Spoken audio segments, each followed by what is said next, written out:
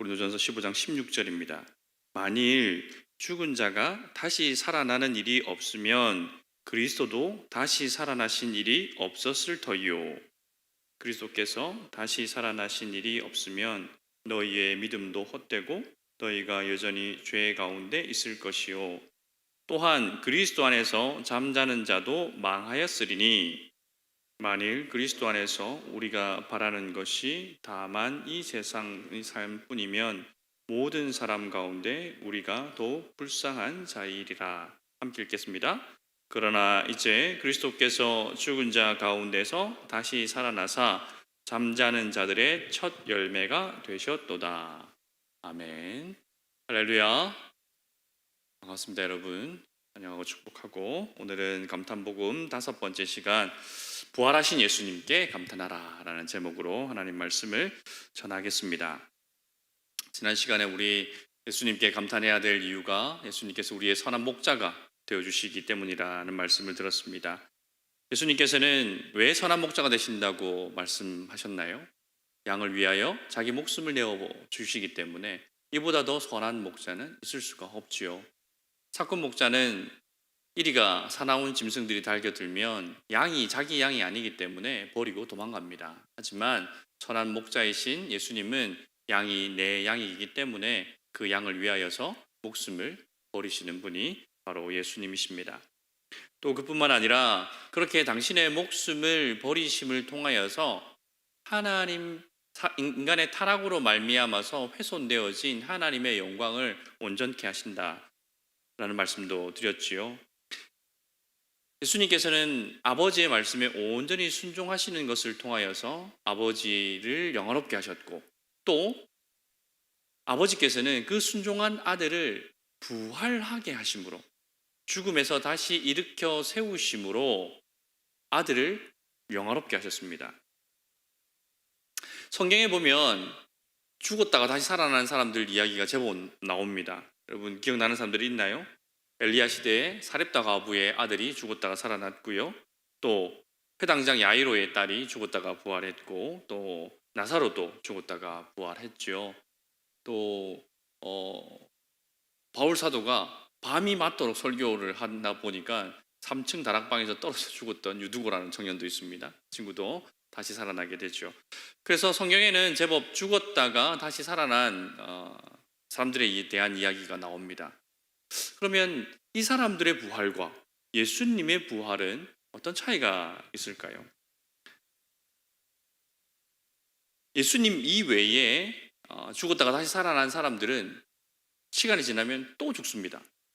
왜냐하면 죽기 이전의 몸으로 다시 살아났기 때문에. 그래서 다시 죽습니다. 하지만 예수님의 부활은 달라요. 예수님은 새로운 몸을 입고 부활하셨습니다. 이걸 부활체라고 얘기를 하는데요. 썩어지지 아니하는 몸, 늙지 아니하는 몸, 아프거나 또는 다치지 아니하는 그런 새로운 몸을 입고 예수님은 영원한 생명을 가지고 부활하셨기 때문에 예수님이 부활과 다른 성경 인물들의 부활과는 완전히 질적으로 다르지요. 이렇게 예수님은 부활하셨는데, 그러면 이 예수님의 부활에 우리가 감탄해야 될 이유는 무엇인가? 무엇에 우리는 감탄해야 될 것인가? 한번 살펴보기를 원합니다. 17절 말씀에 보니까 그리스도의 부활이 없다면 우리가 여전히 죄 가운데 있을 것이다 라고 말씀하고 있죠. 예수님이 부활하지 않으셨으면 우리가 여전히 죄 가운데 있을 수밖에 없다라고 말씀하십니다. 왜 그럴까요? 예수님의 죽으심이 왜 죽으셨습니까? 죄의 삭시 사망이잖아요. 그런데 예수님은 죄가 없으신 분이셨으나 죽임을 당하셨거든요. 그러면 예수님이 당신의 죄 때문에 죽임을 당한 것이 아니라 그분은 우리의 선한 목자이시기 때문에 우리의 죄를 대신하여 하나님께 벌을 받으신 겁니다. 그래서 십자가의 모진 고통을 당하시고 아버지의 진노를 온몸에 받으신 이유가 예수님께서 죄를 지었기 때문이 아니라 우리가 지은 죄를 대신하여 뒤집어 쓰셨기 때문에. 그러니까 예수님의 죽으심이라는 것은 당신의 죄 때문이 아니라 우리의 죄 때문이었죠. 그런데 그런 예수님이 부활하지 못했다라면 우리의 죄가 완전히 사해졌다라는 것을 확신할 수가 없어요. 그렇지 않겠습니까? 1987년 이전 사람들의 죄는 내가 지금 아직 벌을 받았는데 그 이후에 태어난 사람들 내가 아직 벌을 받고 있으니까 조금 기다려라. 뭐 이럴 수도 있는 거 아니에요. 물론 이건 농담입니다, 여러분. 어디 가서 1987년 이후로 이렇게 하시면 안 돼요. 예수님이 부활하지 않으셨다면 우리의 죄의 값을 예수님이 온전히 치르셨다는 것에 대하여서 확신할 수가 없습니다. 그런데 예수님께서 부활하심으로 말미암아서 우리의 모든 죄값을 온전히 치르셨다라는 것에 대하여서 확증되어지는 거죠. 의심할 필요가 없습니다. 예수님이 사망의 권세를 이기시고 부활하셨기 때문에 우리는 죄사함을 받았다는 확신을 가질 수 있는 것이죠. 만약에 예수님이 부활하지 않으셨다면 여전히 사망의 권세 아래 놓여 있는 거 아닙니까? 죽음에 완전히 정복당하여 있는 사람을 우리가 어떻게 그런 존재를 나의 구주로 모실 수가 있겠습니까? 불가능하죠. 예수님이 부활하지 아니하신다면 우리의 구원의 효력이라는 것은 있을 수가 없습니다. 그럼 당연히 우리의 구원도 없죠. 예수님께서 생전에 아무리 위대한 가르침을 설파하시고 이전에 들어보지 못한 정말 위대한 가르침, 이 세상을 꿰뚫어 볼 수 있는 그 시대에서 상상할 수 없는 그러한 새로운 시대 정신을 펼치시고 새로운 사상과 또 이론을 설파하셨다 할지라도 죽음에서 부활하지 못하셨다면 그것은 아무 소용이 없는 거예요. 아무 소용이 없는 겁니다. 예수님이 보이셨던 기적과 표적들도 헛것이 되어버리는 것이죠. 왜냐하면 예수님도 결국 사망의 권세 앞에서 그 사망의 권세를 이기지 못하는 정말 진짜 우리가 똑같은 사람일 뿐인 거죠. 그런 분을 위대한 스승으로 모실 수는 있어요. 위대한 인류의 사상가로 모실 수도 있고 내 삶에 아주 지대한 영향력을 미치신 분으로 모시고 그렇게 여기면서 살 수 있지만 그러나 구주는 안 되는 거예요. 구주는 안 되는 거예요. 우리를 사망에서 구원할 수 있는 구주가 될 수는 없는 것이죠. 그러나 예수님은 부활하심으로 말미암아서 예수님이 전하셨던 그 모든 말씀이 진리라는 것이 확정되고 또 우리가 구원을 받을 수 있다는 것도 완전히 확정되어지죠. 예수님 살아생전에 뭐라 말씀하셨습니까? 나는 부활이요 생명이니 나를 믿는 자는 죽어도 살겠고 무릇 살아서 나를 믿는 자는 영원히 죽지 아니하리니 말씀하셨잖아요. 그런데 예수님 살아나지 못하셨어. 그래서 사람들이 뭐라고 수군거리겠습니까? 그치? 당신이나 좀 살아나지 뭘 다른 사람들을 살리니 만에 믿는 자는 죽어도 살겠고 무릇 살아서 믿는 자는 죽어도 살겠다는 그런 말씀을 하시나 그냥 비웃음거리가 되는 겁니다. 이 성전을 헐라 내가 사흘 동안에 일으키라 이런 말씀도 나중에 예수님한테 조롱거리와 비난거리가 될 것입니다. 예수님은 부활하지 않으셨다면 거짓말쟁이 되는 거죠. 허언증 환자 되는 겁니다. 그런 사람을 어떻게 구주로 모실 수가 있겠습니까? 예수님이 부활하지 않으셨다면 이 복음이 전파되지도 않았을 거고 교회가 세워지지도 않았을 겁니다. 그냥 예루살렘에서 잠깐 있었던 소동 정도, 그 정도로 그냥 묻혔을 일입니다. 거짓말이 어떻게 2000년 동안 온 세계에 전파되고 또 그 거짓을 위하여서 목숨을 버리는 순교자들이 나올 수 있겠습니까? 하지만 부활하셨기 때문에 이 모든 것이 진리라는 것이 또 예수님의 가르침이 거짓이 아니라는 것이 확증되는 것이죠. 아무리 위대한 사상이나 이념도요 죽음의 권세는 이길 수 없습니다. 세상에 아무리 큰 권력자라 할지라도 죽음의 권세는 이길 수 없거든요. 죽지 아니하고 영원히 산 권력자 누구 있습니까? 없습니다. 창조 이후로 가장 위대한 승리가 뭔지 아십니까? 바로 이 사망의 권세를 꺾은 것. 그 누구도 성공하지 못했고 그 누구도 이기지 못했던 이 사망을 이기는 권세를 예수님이 꺾으시고 부활하신 겁니다. 그렇기 때문에 우리가 예수님의 그 부활하심을 바라볼 때 이런 관점에서 본다면 예수님의 부활은 우리의 감탄을 자아낼 만한 것이죠. 죽음의 권세를 이기신 분이 바로 우리 예수님이십니다. 그래서 우리는 죄사함과 구원을 확신할 수 있는 것이죠. 그래서 예수님이 부활하셨기 때문에 우리가 믿는 이 믿음이 그냥 전설이나 신화가 되는 것이 아니라 정말 실제하는 사실이 되고 진리가 되는 것이죠. 그렇기 때문에 예수님의 부활하심은 우리의 신앙에 있어서 정말 중요한 사건입니다. 복음의 가장 핵심이 바로 예수님의 죽으심과 부활이라고 말하는 이유도 여기에 있는 것이지요. 예수님의 믿는 우리들에게 예수님의 부활은 우리의 구원과 연결되어져 있는, 우리의 구원을 확신할 수 있는 그런 사건이기 때문에 우리는 그 부활하신 주님을 바라볼 때에 감탄하고 또 영광을 돌리고 감사하며 감사해야 하는 것이죠. 또 예수님의 부활이 우리의 감탄의 이유가 되는 두 번째 사건은 예수님께서 잠자는 자들의 첫 열매가 되셨다는 것 때문에. 첫 열매가 되셨다. 첫 열매가 있다는 것은 무엇을 뒤에 가정하고 있습니까? 민영아, 첫 열매가 되시면 그 뒤에 두 번째, 세 번째, 네 번째, 그 이후로도 열매가 계속 맺혀질 것을 가정하고 있는 거예요. 예수님이 부활의 첫 열매가 되셨기 때문에 예수님 이후로 예수님을 믿는 이들에게 약속되어져 있는 부활이 실제로 일어난다는 것을 알 수 있게 됐지요. 죽어도 다시 살아날 수 있다고 하신 그 예수님의 말씀이 실제로 실현되는 것입니다. 그래서 여러분, 우리는 부활할 거예요. 옆 사람한테 좀 알려주세요. 당신 부활할 겁니다. 시작. 당신 부활할 거예요. 이게 그냥 전설이 아니에요. 신화가 아니라 예수님 부활하셨잖아요. 여러분 그거 믿는다면서요. 예수님이 부활함의 첫 열매가 되셨기 때문에 이후에 예수님을 믿는 이들에게 약속되어진 이 부활도 실제로 우리들에게 일어날 일이라는 것입니다. 성경은 부활이 없다면 그리스도인들은 세상에서 제일 불쌍한 사람들이다 라고 오늘 말씀하십니다. 왜 그렇습니까? 예수님을 믿고 살아간다는 것은 많은 것을 포기하며 살아가는 삶이거든요.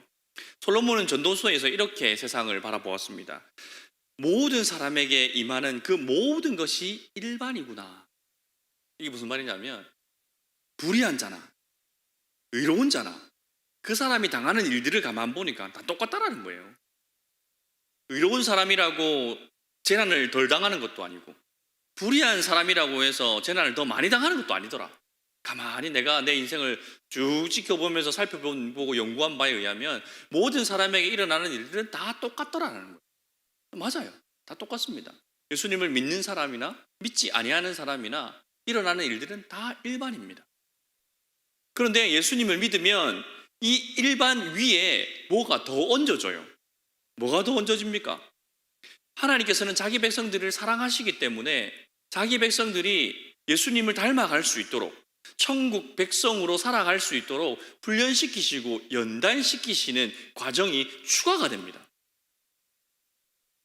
그래서 우리들을 연단하시기 위하여서 우리의 순종을 시험하기도 하시고 그렇게 해서 한 걸음씩 한 걸음씩 예수님의 십자가로 우리를 이끌어 가십니다. 그래서 예수님을 닮아가도록 천국 백성으로 살아가도록 우리를 인도하시거든요. 이 과정에서 우리가 불신자라면 겪지 않아도 될 일들이 우리에게 일어납니다. 어떤 일이 일어납니까? 이런 게 있죠. 그리스도인들은 굉장히 이제 풍족하고 부요한 게 되어도 그 내게 주어진 풍요와 그런 게 재물들에 관하여서 뭐라고 항상 설교를 듣습니까? 여러분 그거 다 하나님께서 맡겨주신 그 맡은 바이기 때문에 여러분 청지기적인 삶을 살아야 합니다 라는 설교를 많이 듣지 않아요? 그게 사실이고 예수님의 가르침이거든요. 그러니까 내가 가진 것이라고 해서 내가 내 마음대로 막 펑펑 쓰며 나의 유익과 만족을 위해서 사용해서는 안 된다라는 가르침인 거죠. 오히려 이것이 하나님 나라에 기여할 수 있도록 또는 내가 이 풍요로움 때문에 하나님과 멀어지는 것은 아닐까? 라는 그런 근심 가운데 살아가도록 우리를 이끄십니다. 부자가 천국에 들어가는 것이 낙타가 바늘길 통과하는 것만 어렵다. 이런 말씀하시니까 이게 우리가 근심하지 않을 수 없는 거죠. 네, 예를 들면 이런 것들이 있습니다. 그래서 내 마음대로 내 뜻대로 살아가는 거 우리에게 용납되지가 않습니다. 지금이야 예수 믿는다고 해서 누가 나를 갖다가 때리거나 잡아가거나 뭐 옥에 가두거나 하지 않는 시대를 살아가고 있지만 그러나 기독교 역사 2000년 동안에 수많은 시간들 동안에 예수님을 믿는다는 이유 때문에 목숨을 내어놓아야만 했던 시절도 있었거든요. 그 예수님 안 믿으면 안 받아도 되는 것들이었잖아요. 예수님 안 믿으면 받지 않을 위협과 그런 핍박들도 또 받게 됩니다. 이런 것처럼 여러분들의 삶 가운데도 그런 거 많잖아요. 우리가 세상에서는 나에게 악을 행하는 자에게는 어떻게 해야 됩니까? 박살을 내놔야 되죠. 까불지 못하도록, 더 이상 나에게 악을 행치 못하도록. 근데 예수님 뭐라고 해요? 나에게 죄 지은 자를 어떻게 해야 돼? 미워해요? 박살내요? 고발해요? 뭐라고 합니까? 슬기야? 뭐라고 하디? 예수님이? 나에게 죄 지은 자를? 우리에게 죄 지은 자를 용서해야 되지. 이런 일을 해야 된다고요, 우리가. 그 뭐 쉽습니까? 나에게 선을 베푸고 나를 선대하는 사람도 뭐 잘못했을 때 용서하기가 쉽지 않은데, 나에게 악의를 가지고 나에게 덤벼드는 자들 용서하는 거 얼마나 어렵습니까? 그것들 때문에 우리가 얼마나 몸부림을 쳐야 되는데요. 그러니까 이런 것들이 예수님을 믿지 않았으면 안 해도 될 일들인데 우리가 계속 행하고 있거든요. 그렇기에 이런 것들을 가만히 보니까 만약에 부활이 없다면 우리는 세상에서 제일 불쌍한 사람들이에요. 그렇게 열심히 예수님의 말씀을 따라서 살려고 발버둥을 치고 근신하며 살고 하나님이 하시는 그 연단이나 시험과 훈련도 순종으로 잘 받아서 그렇게 열심히 살았는데 마지막에 갔더니 죽음으로 끝나. 뭐야? 끝이야 이게? 끝이라는 거예요. 그 모든 것이 사라지는 거잖아요. 그러니까 부활이 없다면 우리는 세상에서 제일 불쌍한 사람이 되는 거죠. 그런데 반대로 부활이 있다면 우리는 세상에서 가장 복받은 사람이 되는 겁니다. 우리에게는 새로운 삶이 예정되어져 있기 때문에. 요즘 그 인터넷 돌아다니는 그 밈 짤들 중에 뭐 이런 거 있잖아요. 이번 생은 글렀어. 이런 거 있잖아요. 이번 생이 글렀다는 것은 그 사람들에게는 뭐 어떤 의미입니까? 그걸로 끝이라는 것이죠. 근데 우리는 어떻습니까? 우리에게는 다음 생이 있습니다. 그것도 시간적으로도 영원해요.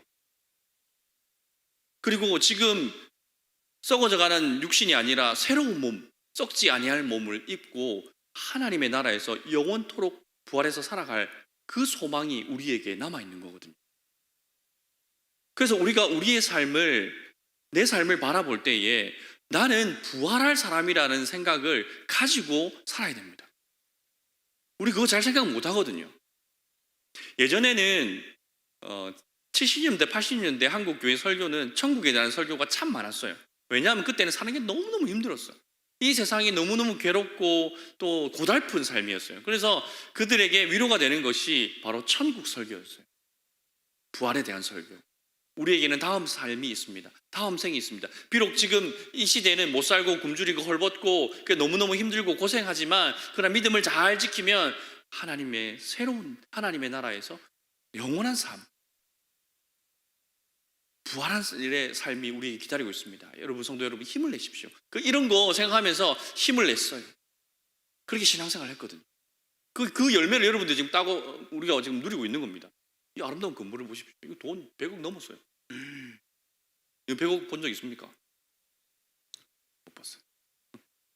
그들이 그렇게 천국을 소망하며 당시에 그 모든 것을 인내하고 하나님 앞에 기도하고 순종했던 그 결과가 한국 교회거든요.